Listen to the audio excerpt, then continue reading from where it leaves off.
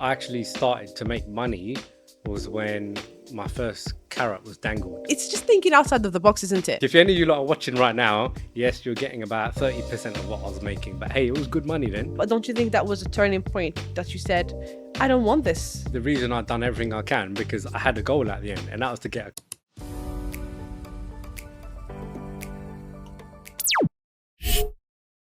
You've been in business for how long? good. Officially or unofficially, I'll probably say since I was a kid. Right. Because I actually started to make money was when my first carrot was dangled, and that was a PlayStation. I said to my dad, "Oh, I want a PlayStation." He's like, "Oh, is it? That's good. Well, you need to go and earn it." Yeah. That's like, "What do you mean?" He said, "Well, look, there's stuff around the house that needs doing. Me and your mum are working. You know, we can't just come home and do it, and you're doing nothing. Go and earn it." I said, "Okay." So started cleaning the windows, doing a bit in the garden, earning money. Then I worked out, I said, hold on, I've only got, it's a 3-bedroom house at this point when we moved, and one garden. The garden doesn't need cleaning a lot. Mm. The windows don't need cleaning a lot. So at this rate, it's going to take me over a year to get a PlayStation. I said, I can't be asked to do that. So then literally, I say to people, especially now in business, this is one lesson I got from then, is that just look outside and you'll see your answer. And that's literally what I've done. East London, terrace house. What am I surrounded by? Other houses, gardens, cars. So I thought, okay, how can I actually earn this money enough to get my PlayStation? And would you believe it? I've done it in 3 months. Original trajectory was going to be over a year just doing the house. But I actually hustled. I went knocking on doors. I said, look, you need your windows cleaned, you need your cars cleaned, your garden done. I'm here. Guess what? I'm here. And they saw me. I wash my dad's car every week. And guess what? Of course, they're going to trust a little boy down the street. So that's what I've done. But then I also realized that there's only so much time in the day. And I want this PlayStation now. So my mate lived down the road. So guess what? I hired him to help me. So I outsourced. Now when I think about it, I outsourced and I'm scaling my business because I leverage people. So you've been doing things without realizing that you've been doing them, without putting a title No. on it or without putting a name on it. You've been doing things, and then it's just thinking outside of the box, isn't it? That's it. And at that point, I didn't know. Like, I just thought I had a goal, and if it meant I had 3 or 4 of my mates helping me, then it doesn't matter. And obviously, what I got paid, they didn't get paid that. They got, look. If any of you lot are watching right now, yes, you're getting about 30% of what I was making, but hey, it was good money then. So that's how. So I Really? use them, yeah, because obviously, if I'm charging £10, £5, and ultimately 30 quid for the whole job, and they get paid a tenner, that's good money for them. And I've made £20 without doing anything. That's true. Yeah. So, Yeah. but now I see that that's my experience.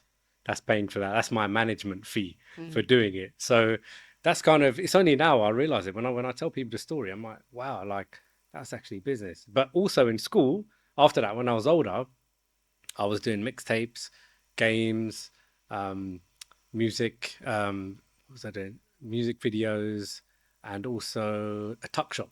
So basically, if you're in school and you wanted to buy stuff, guess what? Come to you. Chocolates, drinks. What do you need them? And how did I do that? Because there's a shop called Macro. This is before Costco, right? You can go and buy stuff in bulk. So guess what? When you buy in bulk, you can sell the unit price very expensive. And that's what I done because people didn't want to queue up in school because the tuck shop line was long. So they knew Ree had some stuff in his bag or in his coat. So they bought that. And then I made contacts with the Year 11s. I was like their best mate.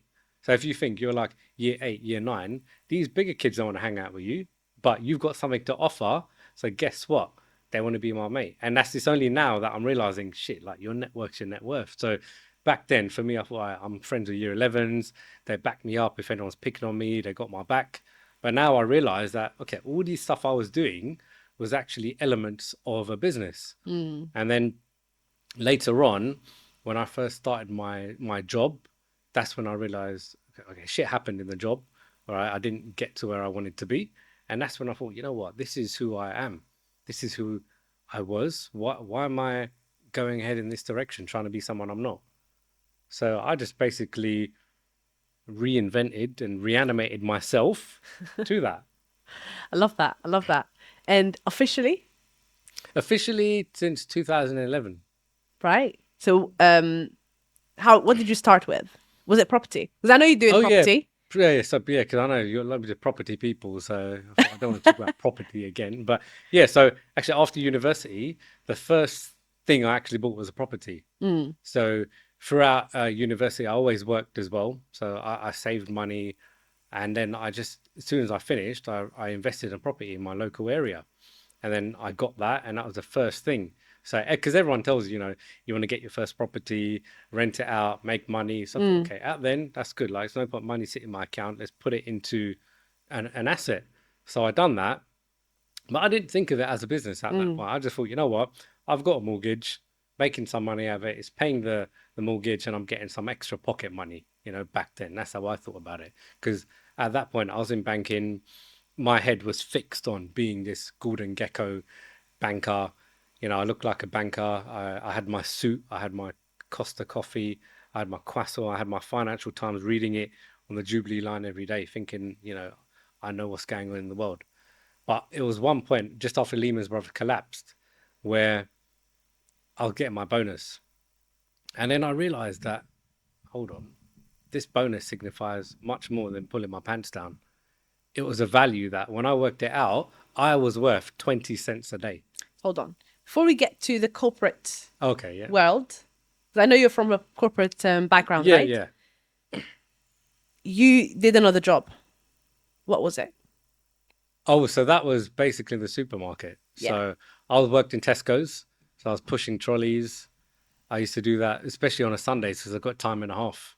So back in them days, like now you won't get time and a half, but then imagine that pushing trolleys, time and a half. So I made sure I done it on Sundays, any overtime, any bit of extra shift I could get in the store, whether it's checkout, the cheese, chickens. Actually, hot chickens. I used to munch the chickens. I can't lie.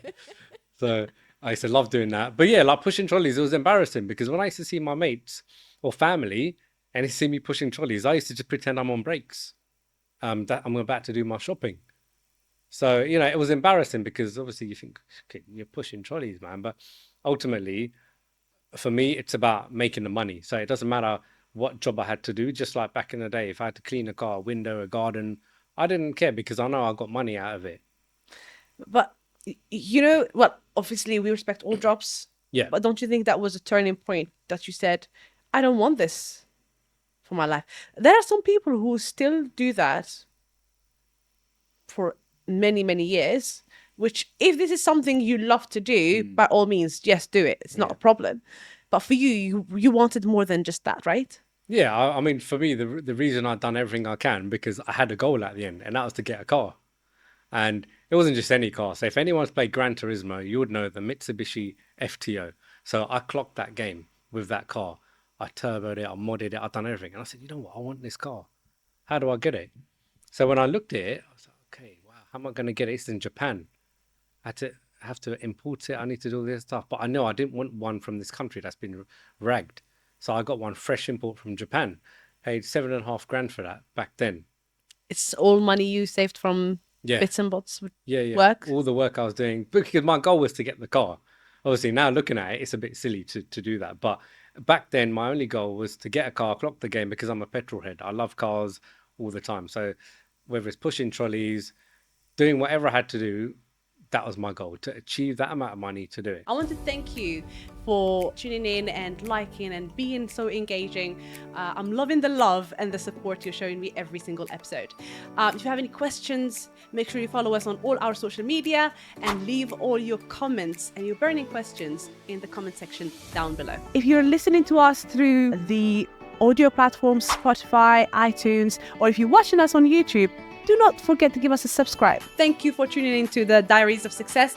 I was your host, Hajar Beyaz. Until the next episode, do not forget to live your best life.